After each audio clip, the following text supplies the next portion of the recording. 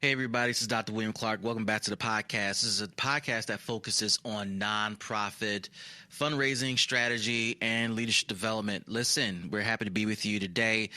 Before we jump into our topic today, I'm going to encourage you to visit us at DrWilliamPClark.com.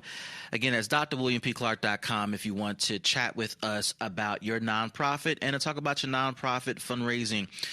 So that we can get you started on your way. So we received a question from our online audience, and the question is, how do we receive funding to start our new nonprofit? And this is a question we get quite often along the way, because there are a lot of people who are in a space and place where they want to start this nonprofit and they want to obviously serve a need and solve a problem, but they need to find the resources to make that happen. So there are a couple of ways that you can start funding your nonprofit. The most easiest way to start funding your nonprofit is to bootstrap the development of the nonprofit. And what that simply means is that you begin the process and journey of funding the nonprofit yourself, so that you can provide that immediate cash infusion. Now, while doing that, it is easy to kind of go down a rabbit hole of dumping a whole lot of money into your nonprofit, and it can result in some bitterness on the journey of building your nonprofit. I can't tell you the number of people that reach out to me and say, man, I can't do this anymore because I've put so much money into our nonprofit. I can't really invest any more money. I can't put any more resources in here, and I need some help.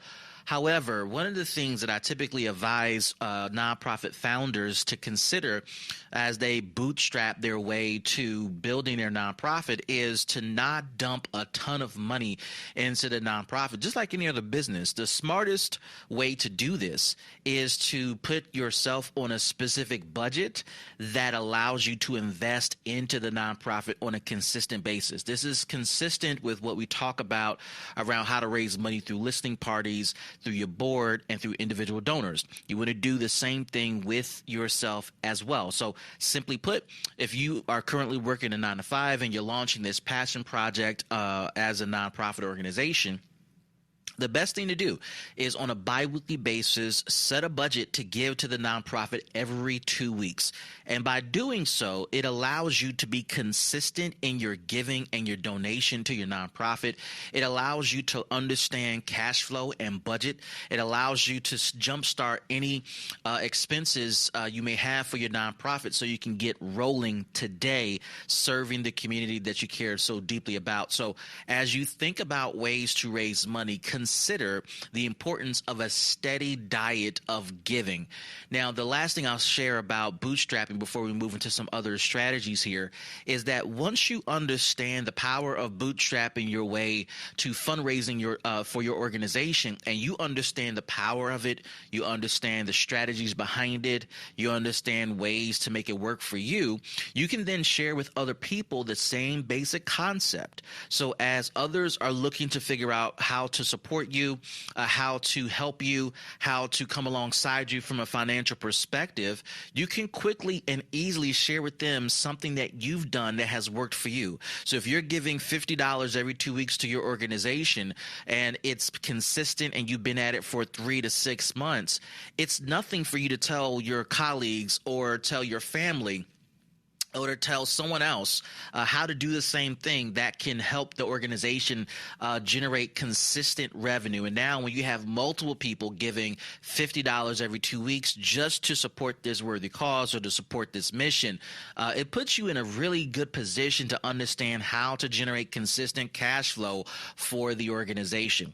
Now, beyond the bootstrapping strategy, there are a couple of other ways I want you to consider, I would like for you to consider as it relates to fundraising in the early stages of your nonprofit. Now, these strategies are tied to the fact that you've already registered your nonprofit with your state and you've gotten your 501c3 designation, or you at least put the application in and it's pending.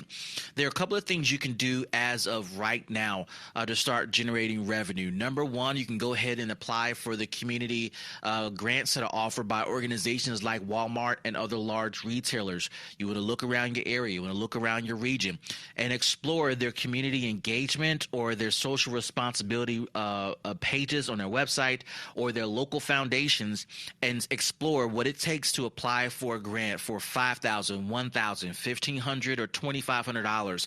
That's pretty consistent with what you'll see in the marketplace in terms of available funding for your nonprofit. Once you begin to do that, you can then move towards, and this is not in any particular order, but another way to receive funding in the early stages for your nonprofit organization is to make sure you start building your board.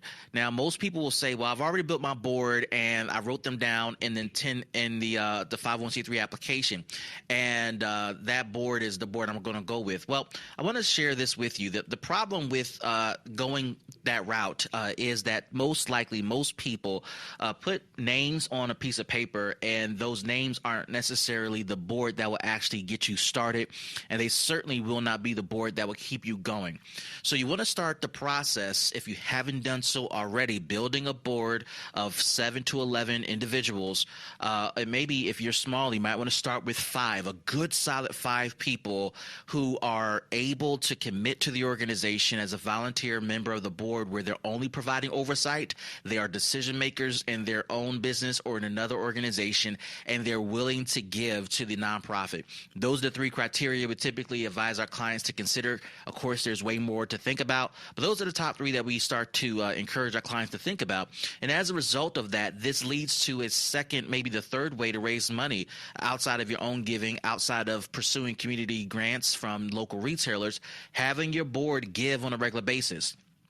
So rewind a little bit when we talked about having other individuals join you in giving. One of those, or a portfolio of donors that should be in your giving category, should be your board.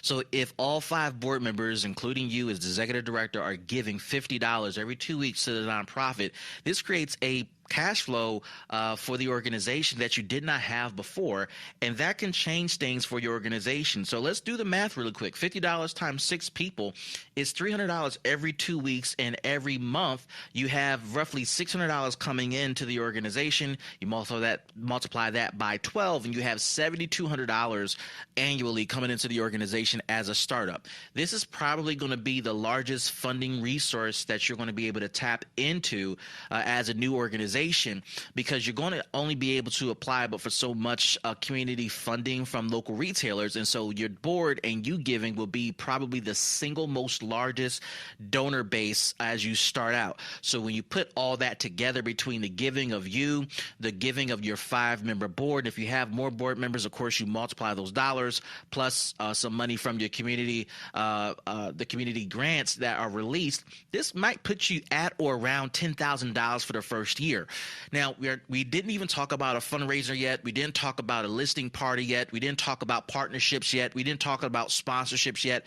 And some of this may be a bit premature if you're super new, but just think about the concept of what we just shared, that even if you don't have a large or a meaningful reputation in the community that can generate revenue right now, you can, through your own giving, the giving of your board, and an application or 2 into the local retailer that has a community grant, can possibly generate revenue right now between $7,000 and $10,000.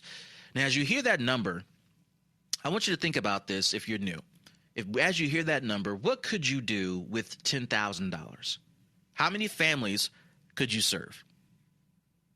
How many individuals could you support? How many youth could you help? How many veterans can you serve? How many seniors can you serve? Whoever your target audience is, think about who you could help and how many of those people you could help with $10,000 on an annual basis. And if you and your board put the organization in position to budget accordingly and budget appropriately that $10,000 and partner those dollars up with other organizations who are doing similar work that you're doing, you can have a huge impact in your community the first year. I mean, huge, sizable impact within your community, and it would be undeniable that your organization was a part of the impact. that contributed to the turnaround of our community or the services that have been provided.